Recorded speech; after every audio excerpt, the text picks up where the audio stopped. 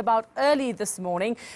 Just basically tell us firstly just how bitterly cold it is where you are. Can you even feel your fingers and toes at the moment? Certainly, it's very chilly where I am. In fact, I am in Meadowlands, and at the moment it's sitting at around -1 here in Meadowlands. It's very windy. I can't feel my toes. In fact, I have a guest with me who's on her way to work, so I want to quickly just speak to her before she has to rush off. Sis Dudu, as a resident here in Soweto, just let me know, how was your evening? How was the weather here overnight? And I can see you dressed very warmly this morning. Yeah, I dressed very warmly because yesterday it started to be cold, like at about maybe like 10 in the morning. It was when you started knowing that it's very cold. In the evening, it was so worse. We put extra blankets. Is that, did you maybe have a heater on? Obviously, we had a heater on. It was cold. Yeah. Even now today, it's very, very cold. So how do you plan on keeping warm? I understand. I can see you've got layers on today. Yeah. I wore very warmly today. So like you have to drink coffee the whole day. I think, yeah, it's very cold. All right, thank you so much. Yeah, we have to keep warm. Thank you so much, Sis Dudu. All right, as you can see, people are dressed extremely warmly this morning. Sis Dudu, in fact, she's got on layers and layers of clothing.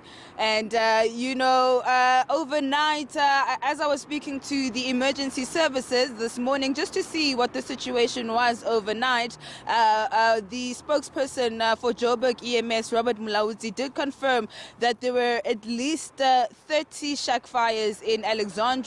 There was one in Meadowlands in the afternoon yesterday, and then there was at least 4 shack fires in Tepisong and another 4 in Egumnandini here in Soweto. So overnight, the situation wasn't too bad. Emergency services say there weren't any fatalities. So for them, that is a good sign because they were on high alert.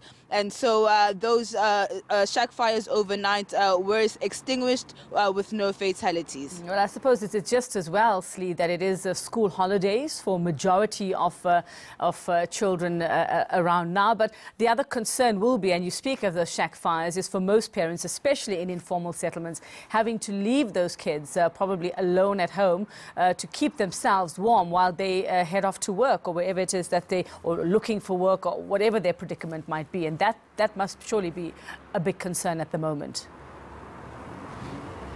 Certainly. I think that is something that may have been the situation in Meadowlands yesterday afternoon, as a 1-year-old succumbed to their injuries and they died during that shack fire. There was also a sibling in that very same shack who sustained injuries but is still alive. So you can imagine it is the school holidays.